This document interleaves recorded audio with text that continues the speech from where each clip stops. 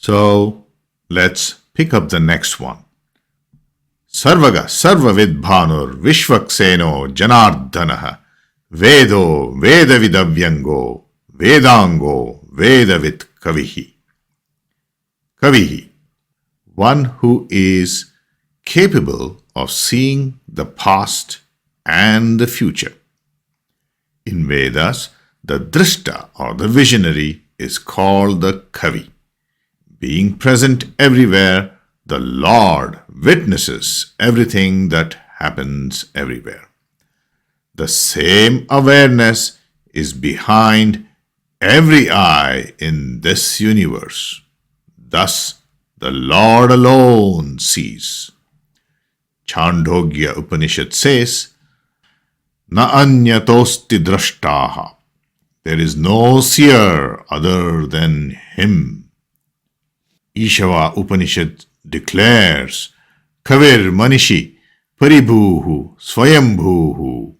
Seer of all, knower of all, one who has taken everything into his fold and is born by himself. Pick the next one.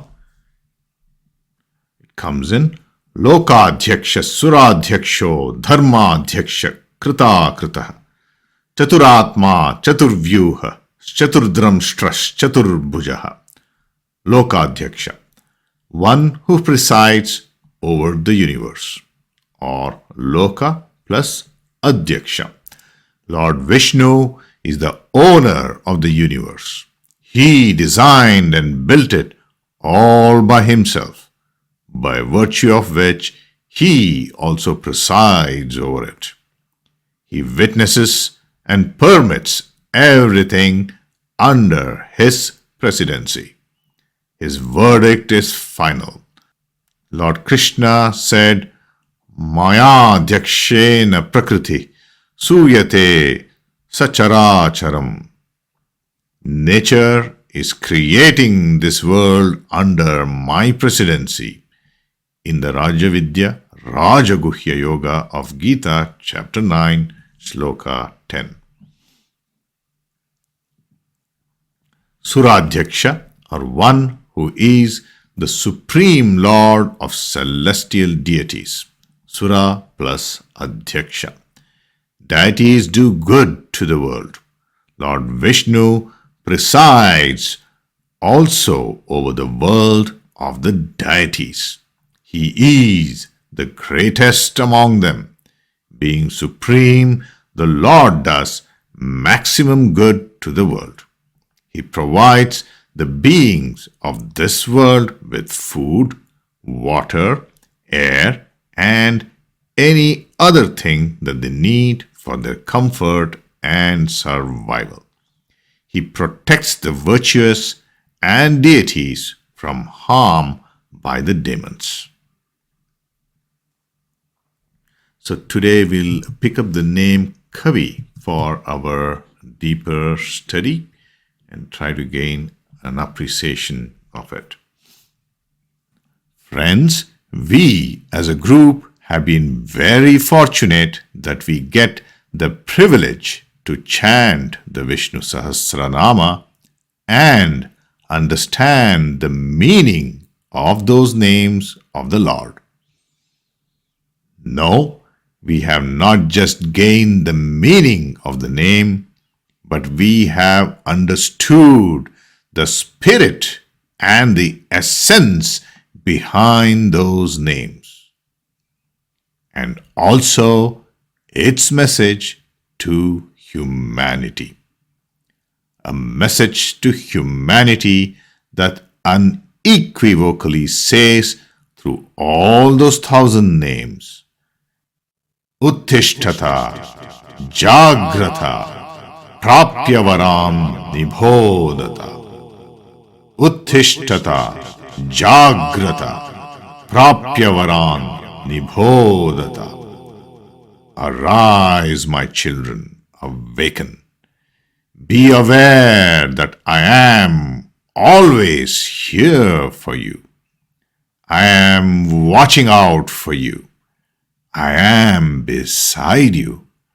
I am behind you, knowing that such a boon of me is there with you.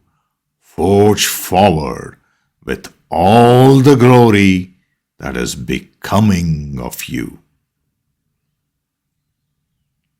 Friends, what we learn from above is this, that everybody is ordinary or extraordinary as he or she thinks of oneself.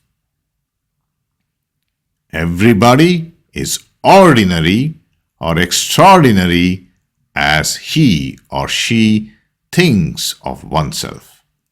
We have to infuse ourselves with new ideas and ideals, retrain our minds and hearts to change our character and further the characteristics of our society. The other fortune for our study group is the privilege we have to chant the same and very words that came off the lips of Lord Krishna in the Bhagavad Gita. We have chanted highly weighted verses from the divine song of the God. Today we shall do the same and through this sloka attempt to understand the glory of the name of Lord Vishnu, the name Kavi.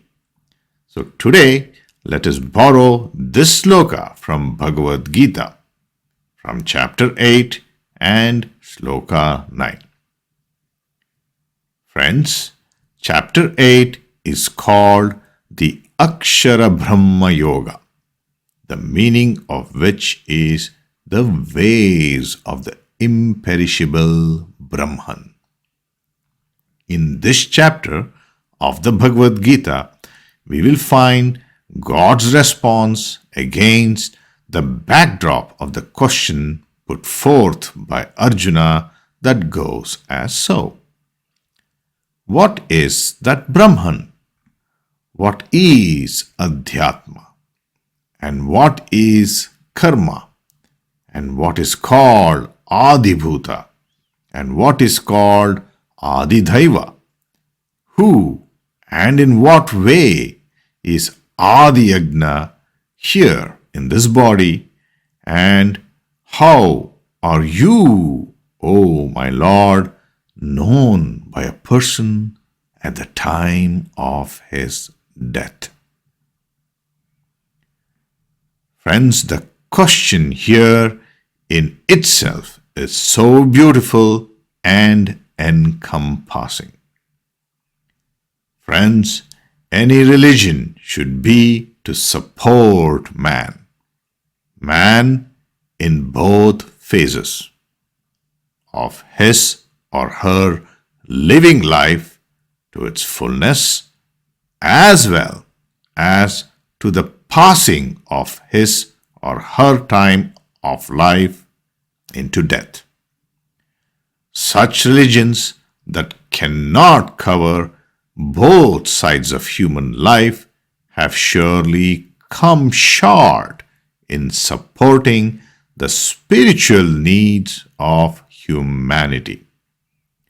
The Indian philosophy offered an understanding of death like no other. This philosophy did a penetrating study and understood both the living and death aspects of humanity, and through its depth study, it summarized as so: death and life is the shadow.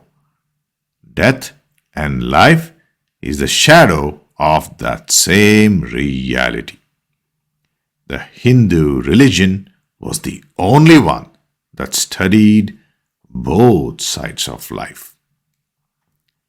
At times, I have often joked that in our pursuit of this specialization, the specialization in the science of afterlife, we may have forgotten the science of the living life.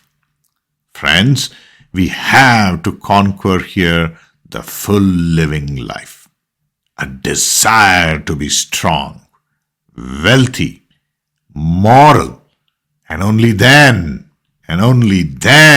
pursue the afterlife dimensions. By doing anything different, we may be making the classical mistake of putting the cart before the horse, and in the bargain, we are landing up in losing both.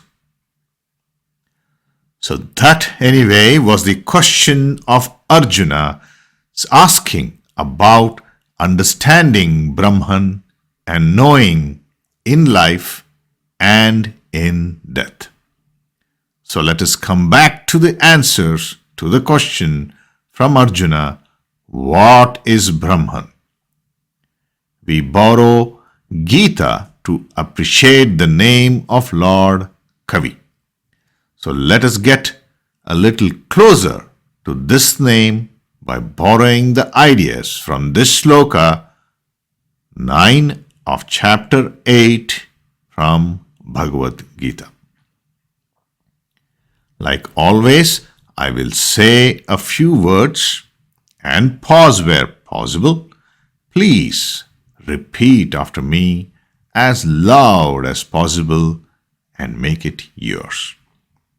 Remember, not everyone gets a chance to recite the Gita. So do not be shy in making this prayer. The invitation upon us is to sing the very lines of Sri Krishna.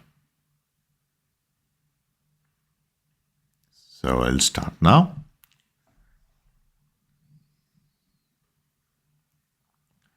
Kavim Puranam Anushasitaram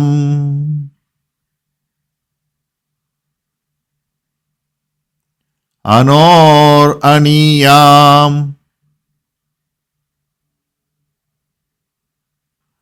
Anusmaredhya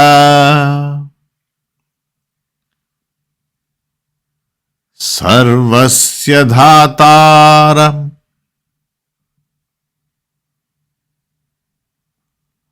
Achintya Rupam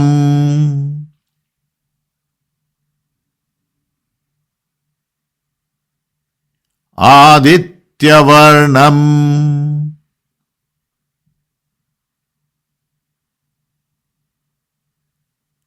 Tamasa Parastat Kavim Purana Manushasitara Manoraniya Samanusmaredya Sarvasya Dhataramachintya Rupa Aditya Varnam Tamasa Parastat.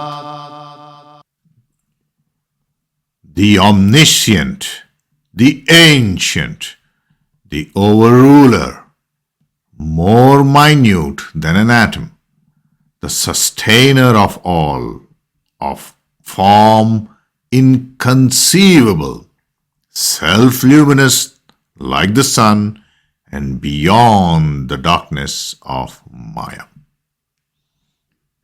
Again, we are borrowing from here to appreciate the name of Lord Kavi. The very first word in this sloka, friends, is describing the divine as Kavi, or a poet. Friends, it is said in our Hindi phrase that Jahan na jaye Ravi, wahan jaye Kavi. Jahan na jaye Ravi, wahan jaye Kavi. That means a poet can penetrate to those depths that even light cannot reach. A poet is referred to as Krantadarshi. That means someone who can see far as well as deep. The poet can penetrate the external crust of nature. A poet's eye sees glory in this vast universe, a glory that is otherwise not apparent to mundane human minds. This is the omniscient word meaning. So here was the response to the question, what is that Brahman? The response from the God himself is Kavim Puranam, the one who sees that which no one else can see. Such is the splendor of the Lord in the name Kavi. I am the seer of all things. Now, why does he see it all? Because he is present everywhere in everything. That omniscience, or the state of having infinite knowledge, is possible only because of omnipresence, of being that one in all. So Kavi, as the name here, is reference to that penetrating capacity and splendor. Kavi or poets shape society's values and laws by articulating universal truths and beauty, further influencing human hearts and minds more deeply than formal laws, even if their role isn't officially recognized by governments. So one of the poets writes so about poets in general. Poets are the unacknowledged legislatures of the world. Poets are the unacknowledged legislatures of the world. How very true they indeed are, the legislatures. The poets can see things clearly and then present things beautifully. And that is a reason we find poetry very attractive to us in any language.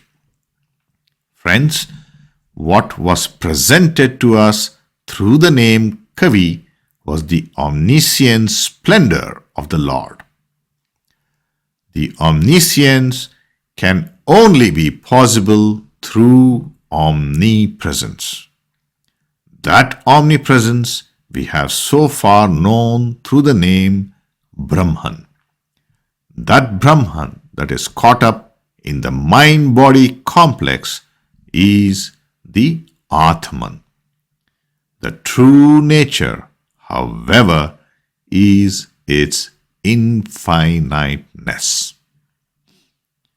In our earlier studies, we did offer the doubts of does Atman or Brahman really exist? What proof do we have for that? To find answers, we took hints from the Kena Upanishad with the chariot and the charioteer analogy. But those were hints that pointed to the existence of a greater force. Further, we also became audience earlier to Yama, who said that it is avyakta or attributeless. Now, such is the case where it is attributeless. How can I go find something that I have not seen before? You are saying it exists, but telling me that you cannot describe to me how it looks, then how do you expect one to find such a thing? How can I know for sure that it exists? So, Shankaracharya leaves us with some guidance and tools to find answers. And this goes like so. We need three sources of knowledge. One is Sruti, the experience of earlier sages and teachers who have collected in books like the Upanishads. Next is Yukti, one's own clear reason. Reasoning on these various experiences. And finally, our own Anubhava, or our own experience to confirm, yes, that is true. I also have realized the truth. So the tools required are Shruti, Yukti, and Anubhava. So, in summary, friends, we gained appreciation to the Lord's name Kavi. We recognize that the nature of the Lord is like that of a poet. Like a poet who can see things and penetrate the crust to deeper cavities. We saw the words of Shelley as poets being the legislatures, though not the real formulators of law that regulate human behaviors, but as real influencers of human thought. They do so with the deep understanding of the facts and delightful presentation of those facts. Like the poet who sees and presents lucidly, such is the nature of the conscience within us that guides our buddhi in sieving out the good and not so good responses to a stimuli.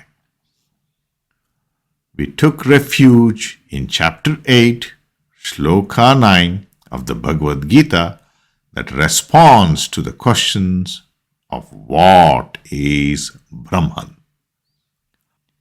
Finally, we revisited our question on the authenticity of such an answer by bravely questioning God Himself, saying, "How do I believe you, that you really exist, when you are said to be avyakta or attributeless?" For that, we relied on answers from Shankaracharya of the need for three capacities in us to find answers to such questions of ours. The capacities or tools of Shruti, Yukti, and finally Anubhava. With that, friends, let us make an attempt in the Anubhava aspect by looking inside and see if we can hear any echoes of that Atman within us, within that Anandamaya Kosha of ours. Let us go into our meditation.